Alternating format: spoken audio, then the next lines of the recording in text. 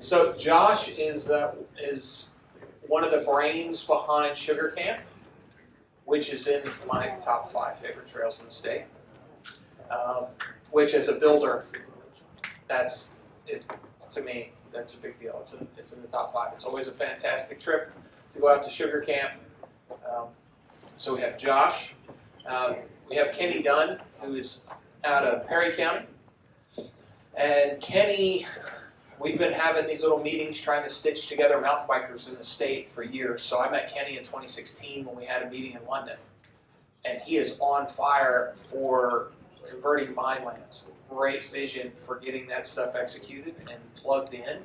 And he is really picking at it, trying to get some momentum with that. So maybe if we all decide we're all going to go show up and ride, then maybe Kenny can go, look at all these people showing up to ride. If we had more stuff to ride, we would have more people. So we have Kenny.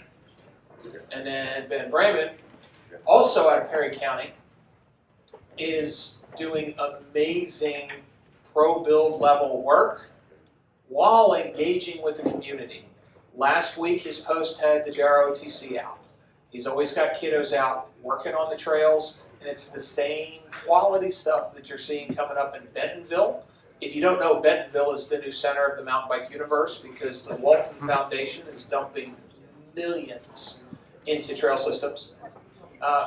Ben is doing it for pennies on the dollar and involving the community to build lifelong lovers of trails and kids that can go back in 30 years and go, I helped build that. So we have Ben. So I'm going to hand off the mic to Josh, and I want them to tell us a little bit about their trail projects and vision, and then we can open up to question and answer, because now we're down at the dirt level. These are the folks that are out building, and they're doing it in eastern Kentucky, and they're creating these old gems for people to come visit. I'm not used to going somewhere with less, and then I'm the one that's expected to speak. So, all right. So I've become sort of the point of contact for Sugarcamp. I'm really just one of the volunteers. There's probably 5 or 6 of us local guys that really do the bulk of the work. There's others that kind of come and go, but we've sort of been with it all along. Sugarcamp's sort of unique because we're totally volunteer driven. We have pretty much no money to work with, and that's the way it's always been. Our goal has always been to use no money from the city to keep Sugarcamp going. So what we do, basically we run a Patreon fund, we're pretty much crowdsourced. So we keep a little bit of money coming in. That's pretty much all we really need to keep things going. Maintenance is the biggest issue that we run into. And we've got about 20 miles of trail now of single track. And we've got about 12 miles of multi-use trail. So the single track, it's pretty high maintenance when you get a lot of traffic. You really have to stay on top of it. The grass cutting, all that stuff, it will bury you if you've got 20 miles of trail and you don't stay on top of that stuff. So Sugarcamp really skews more toward advanced riders. And that's sort of where we've really found our niche. We struggle big time with getting local people, beginners, into mountain biking because we really don't have a lot of easy trail. I know you run into that out there when you can visit. You can really get in over your head at Sugarcamp if you don't know what you're getting into. So that's sort of, I would say, our biggest struggle is trying to get easy trails where we can get more people involved locally. And it's harder to build easy trails on our terrain than you would imagine it would be. It's so much easier to build a hard trail on steep hillside. So it's pretty much where we're at. Like Ben said, I live in Hazard, and I'll just tell you a little background. I mean, everybody in Hazard has grown up with these mines that have operated around. Now they're kind of getting gone. I started motorcycle riding, following the deer, about a dozen years ago, and then I got into mountain biking. So I started mountain biking the trails, and it was just kind of me. And I've been trying to get with the. We don't have any public land in Hazard. It's all corporate owned by land companies that lease the coal and mineral rights, the gas wells, whatever. So I've approached them and tried to crack that nut, and I've really been able to make the inroads that I want to open it up. They're like, you can ride there. You know, you can bring your friends and ride there, but they're not going to open it up for long-term leasing to us. And they are starting to lease more, and they're leasing to a lot of hunters right now. And funny story where I ride across from my house. I've talked to the engineer. I've tried to get him leased to the county, to lease it to Ben, and they just won't commit. They just don't want that kind of commitment. They can lease it for grazing. They can lease it for hunters, but they just won't do that kind of commitment. And some of the property I ride real frequently just got leased out, and a state trooper pulls up in my driveway, and he asks who I am, or if I'm Kenny, and he says, yeah. And he says, well, he said, I just leased the property you ride your bicycle on. He said, but the engineer told me that they would lease it to me, but you still get to ride your bicycle there. So I mean, they're open to the idea, but I just wish we could crack that nut. I wish we could get more people involved, more people approaching them, and show that we're interested. We thought I can leave my house and ride. Yeah, I can leave my house and ride. If you like to ride the gravel, I can ride for 100 miles and just cross the road, and get on the next one. It just goes on. If you're not familiar with it, it just goes on and on and on. And the Dawkins line, I could, when they get the last part of the tunnel, or the last tunnel open, I could leave my house, and ride 25, 30 miles and connect to it. We're just crossing a couple of roads, just for ride gravel. It's not as flat. It's going to be up and down, but there's just so much potential there to do that kind of stuff, and I just don't, we just need people. If people were interested more in it, I think we could maybe, get more of that going. So, if that sounds like something you may be interested in, maybe we can, some kind of angle we could work it. So. But anyway, I'll turn this over to Ben. He's the one really doing the work there in Hazard. I'm just kind of riding. You keep fixing the bikes. I'm just mechanic. Right. So, I mean, the nice thing about, I think, my perspective is about, I moved to Hazard about 5 years ago out of Montana, so I was able to come in with a completely different set of fresh eyes. And like Kenny talks about, get on this mine property and this whole mindset of, coal is king, and what are we going to do next?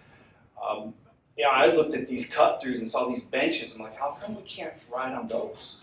I mean, people had to explain it because of the slough and all of that. But I mean, the perspective I had of where we could go led to a little RTP grant that the county received, and it was just about ready to be shelved. And they didn't have anybody to administer it. They didn't really know what to do with it.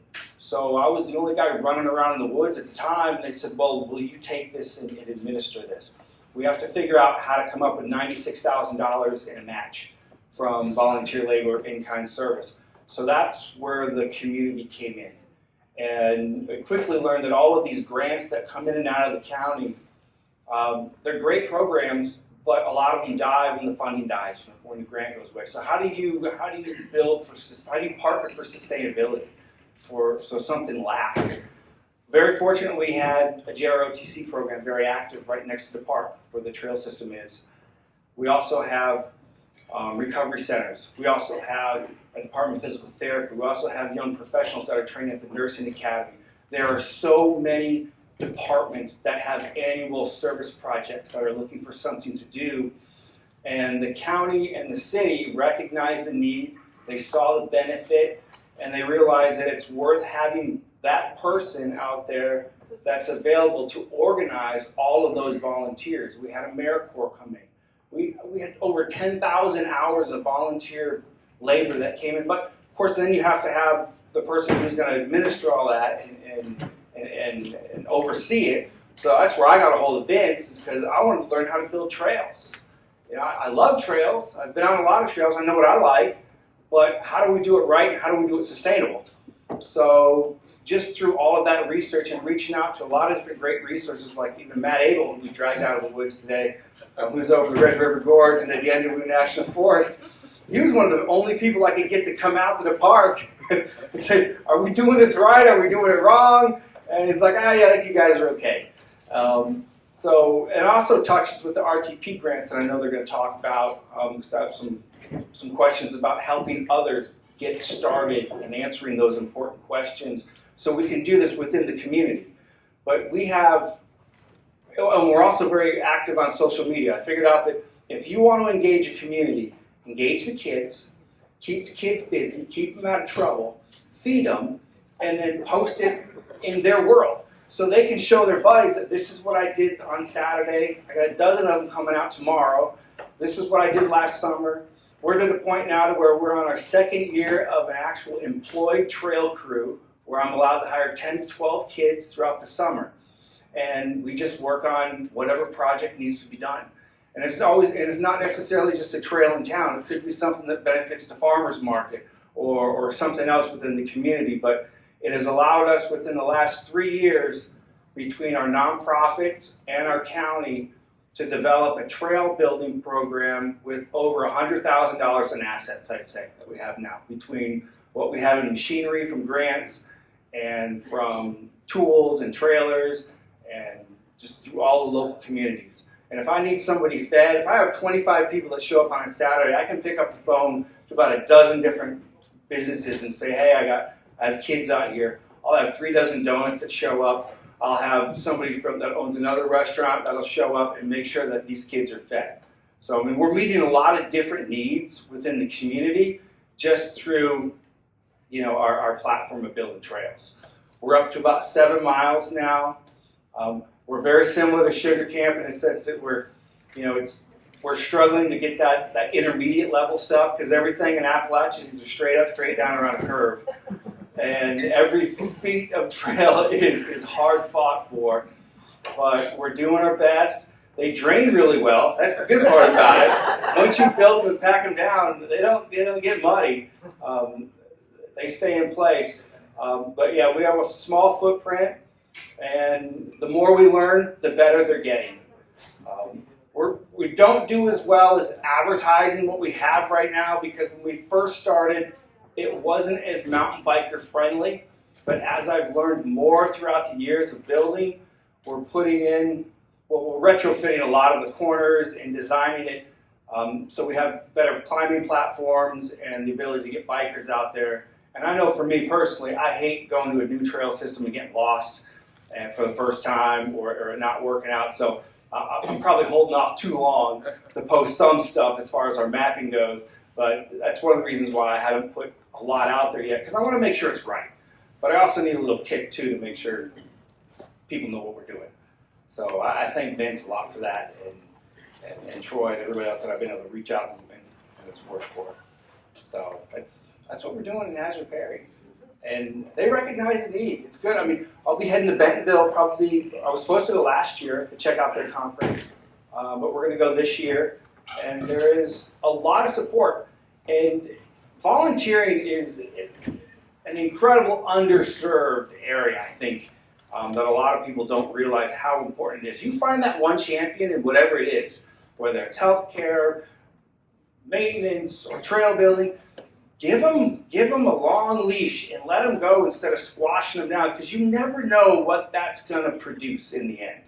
And that's been completely to my benefit because they recognize now that it works. We have a process now. And we have asked for a lot of forgiveness instead of permission, but it has worked. We've received more forgiveness than we have any kind of lawsuits. That's a separate panel. Yeah, I'm not allowed to cut down any tree bigger than 4 inches this year. That's the new rule. So. Indiana back? Yeah, I think it's a bad idea. We know. Yeah. So, thank you.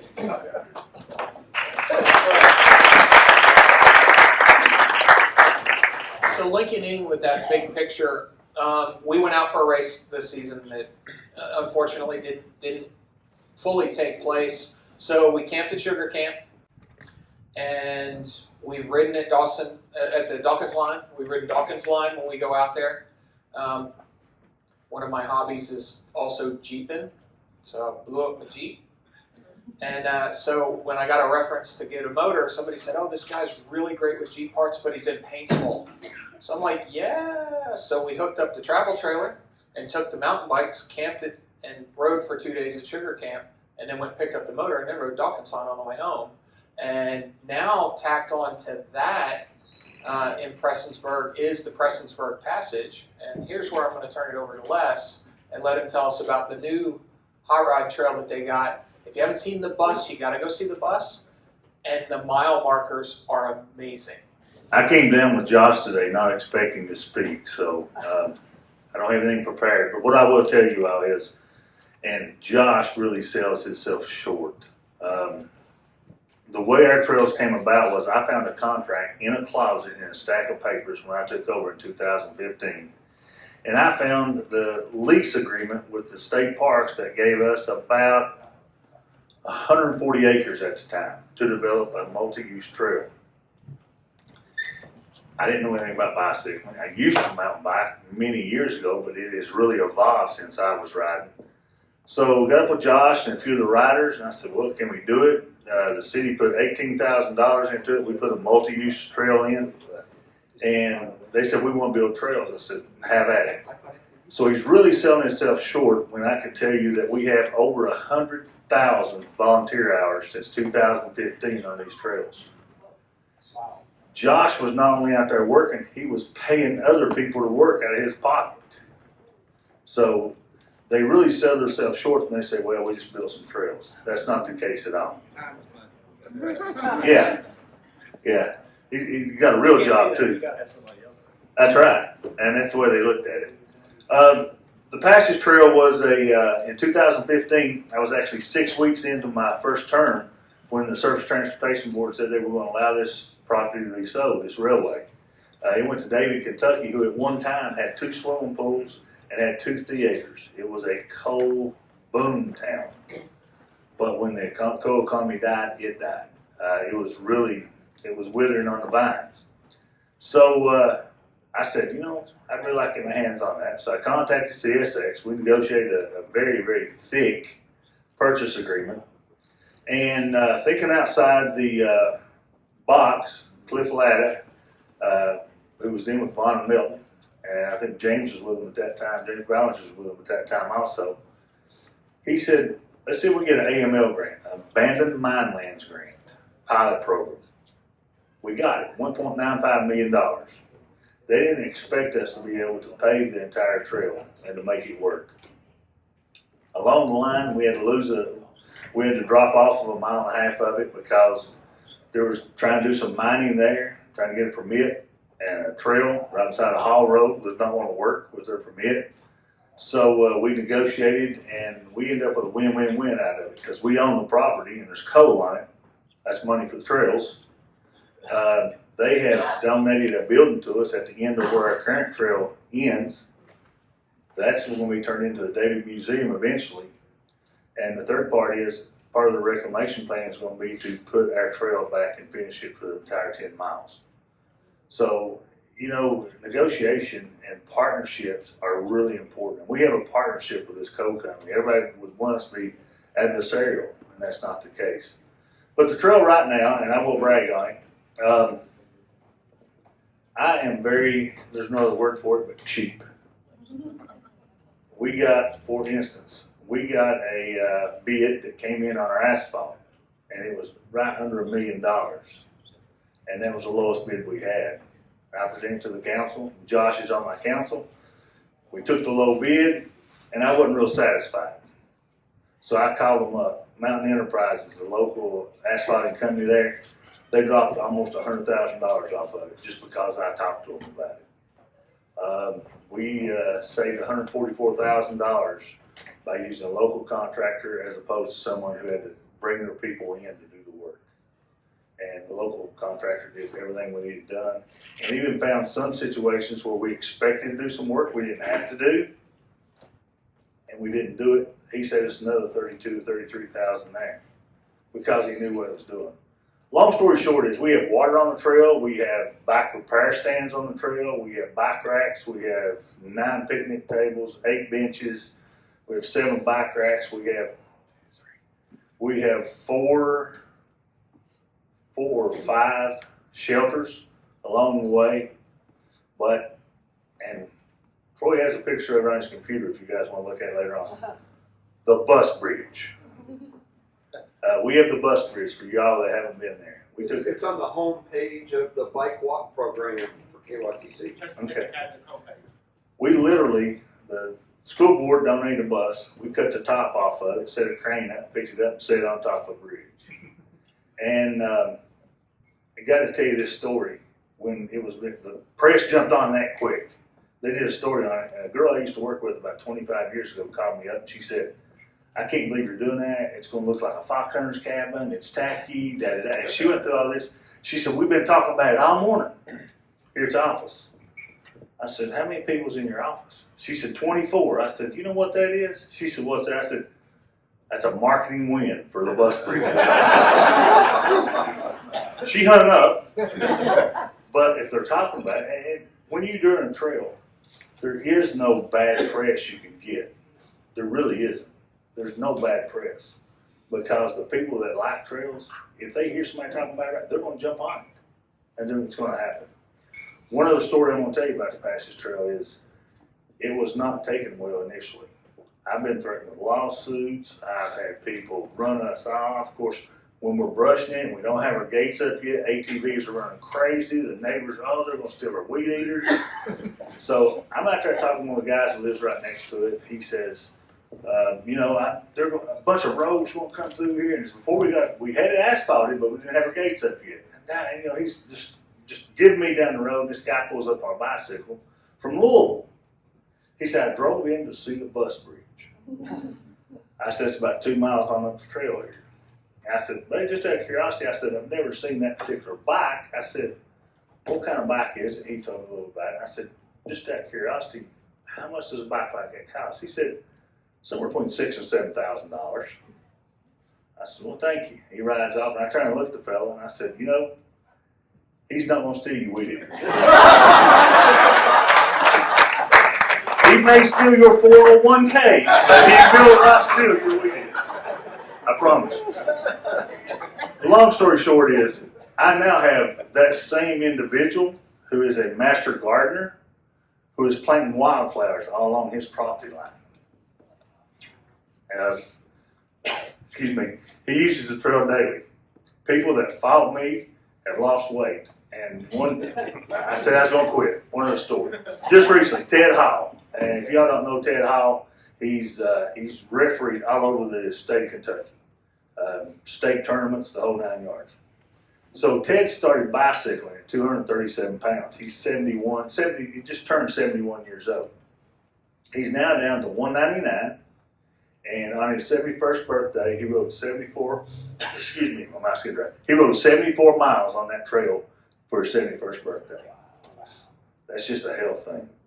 But the biggest thing I can tell you about trails is you're going to get busted right in the mouth on a regular basis when you're trying to do it. It's going to happen. The local businesses are going to say, you're wasting our money. You're doing this, you're doing that. But I'm going to tell you what will happen in the long run. We've now pretty much won the town over, haven't we, Josh? When they see these bikes come rolling in and they go to our downtown district, greeting our restaurants, they're like, wow, they might be on to something. You got to stay the course. Now, these guys, I'm sure, got plenty of information for you.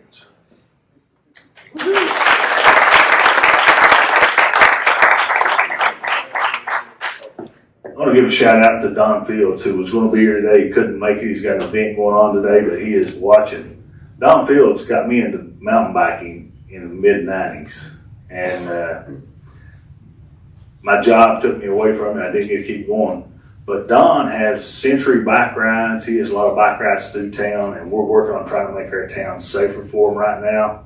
So you got to have those advocates. I got Josh on the mountain bike trails. I got Don, a few more on the Darrell Patton, for example, on the other bicycling trails, the roadways, and that trail. When you find those people that are carrying the torch for you, the best thing a government could do, if there's any government officials, get the hell out of the way.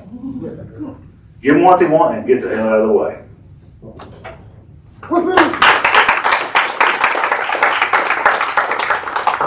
it's really tough to see the benefit, the tourism benefit of trail. That's one thing that we've struggled with. It's hard to quantify how many people are coming to visit mountain bike trails and all that. And it's really tough for the average person that's not a bicyclist to see that. It takes a long time for that to really come across the board. The best promotion you can get, and Maria needs to hit these YouTube guys hard. Because when we got BKXC on our trails, things exploded. I mean, just constant messages from people from all over the country wanting to come to Sugarcamp. And He's a million plus subscriber. oh, he's huge. I channel. can't believe we got into Prestonsburg. It still blows my mind. But I mean, there's a lot of these small time guys out there. That's where the promotion has to focus on this stuff because it's direct marketing to the demographic that's looking at your trail system.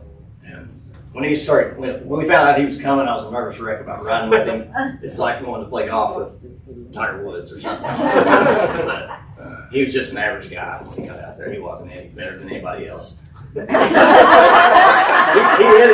out all the problems he has along the way. He might leave yours in there, but he edits out. But that's been huge for us, that YouTube video. I mean, anytime anybody's got a question about the trails, we just link to that video, and that's all we have to do. And, you know, any of these places that are struggling with a new trail system, that's what I tell them. You got to just start messaging these YouTube guys and start getting them there because we've got another one coming here later this year, and it's all because of BKXC's thing. So. Oh, question? Troy Hearn. Are your trails connected to your downtown areas? Are there plans for that? No. And are your trails We part would of love to a do that. bigger documented master plan? We have portions of a master plan laying all over City Hall that we have never really finished, but we'd love to get Sugarcamp connected to town. The Passage Trail, there's a missing link there that's an old arch bridge that's been condemned for what, last 25 years, and that has prevented it from being connected to town. So we're working on that stuff, but that's the next piece of the puzzle for sure. And I heard Hazard maybe has a new bike walk master plan. Are the trails in that? Well, we've had a Grand Master contact us, Troy Hearn. But yes, we have submitted a plan, and the trail that we need, and if there's anybody in this room that can help us make this happen, is there's an 8-mile abandoned rail line that runs from downtown Hazard that connects downtown to our art center, to a new housing development, to our technical campus, all the way out to potential climbing rocks and a whole nother trail system area. But we need that rails and trails. I would call the new bike walk guy, KYTC. He's right over there. I wrote it down. And that is the low hanging fruit. I mean, that is the entry level that we don't have. And we have a tremendous amount of people, that use our system. And you know, and to me, I look at our trails from a mountain biking perspective, but you know, most people there look at it from a hiking perspective. You know, pulling in those detractors that, you know, now we have a certified naturalist that we brought on our board who wants to start doing tours. We've been able to partner with EKU at the Lily Cornet Woods to help them out with some stuff. And now we actually got an intern this year, or last summer, that we utilized all summer long. And that was a great partnership that we developed through EKU because they're interested, you know, in the ecological side of things. So they've assessed our forest. So all these different, you know, the bird watchers, everybody has a different view of what a trail is and how it can benefit them. But you know, we like to bike and run. We have great climbing opportunities up there as well. I have about a dozen bolts I bought and just haven't put them in yet. I mean, there's a lot of different potential, you know, in this park. We just need more people. We need more people to get involved. And the rails and trails. I need that rail section. I have a question. Josh and Les, you've got other assets out there in the community, Prestonsburg, you know, with Jenny Wiley State Park. How do you integrate the bigger picture for economic development and getting the message out that, you know, people... Sugarcamp sort of connects town, the town property, but not the town proper to the state park. So if we can ever get that connection to town that Troy's talking about, then we'll actually have a true connection between the state park and the downtown area. And that's really would be the ultimate thing for Prestonsburg.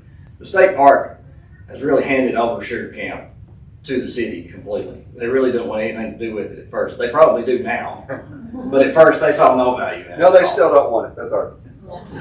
You know, so, you know, they're all for the benefits of it, but really they're not that involved with it as a whole.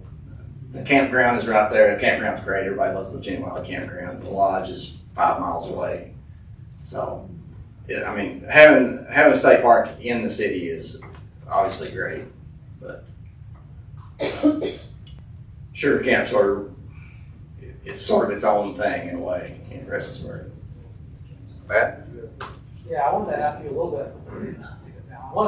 bit about the mining lands and access, and if they would be open to putting on like an event in one of theirs that's not just permanent, but you look at these videos from out west and the steep rocky terrain's not completely unlike an abandoned mine. Yeah. And if you were able to convince them to put on an event, you get somebody to come in and invest a lot of time and energy into that land, build a bunch of lines.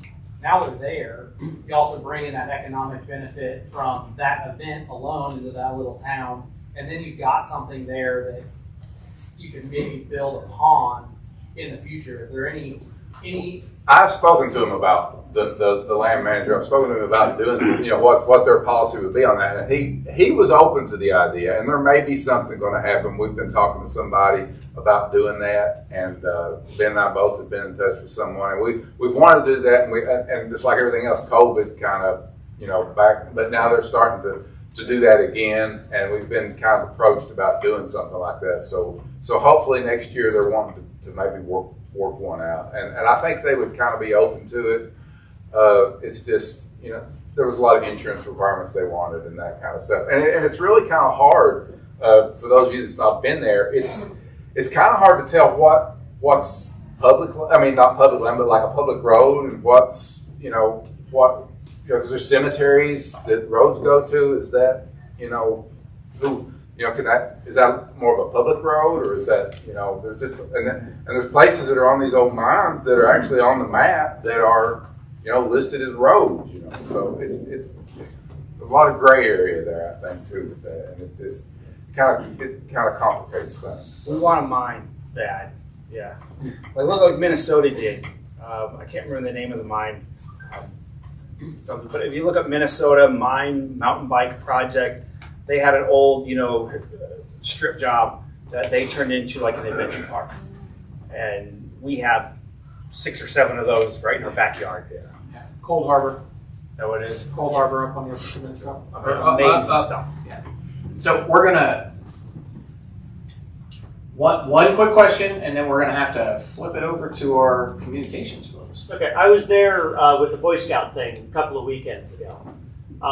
Put on the Kentucky Cold Camporee is what they call it, the Boy Scouts. You're talking about there in Craig County or Knott County? This is you going to? Yeah, just. That's where I'm talking about. That's where I live. Right, yeah. Right beside there. So. Okay. It seems to me that there were a ton of gravel roads. Then they all seem to connect. Have you thought about trying to? That's what I was talking about, trying to do. But it's instead of working on the mountain bikers, have you thought about getting the gravel bike crowd? They're calling. Yeah. Yeah. Because they don't need anything established. They want the road just like that. Yeah. Right. And I do gravel ride that Beach Creek. You probably went up Beach Creek and I was looking at it going, oh my God, I wish I had my bike. Yeah. You were a mile from my house. It was beautiful. I love it there. So yeah, War Daddy comes up all the way, through that area, that race that John Maggot's put together. Okay. He's expanded up through there, and I know Boondoggles talked about coming into that region to look for some new stuff to ride. Yeah, it's bring a couple of guys with their gravel bikes. Yeah. Okay. Seriously. Yeah, I don't know if there are maps, but because a bunch of the roads that I got to definitely weren't on any Google map.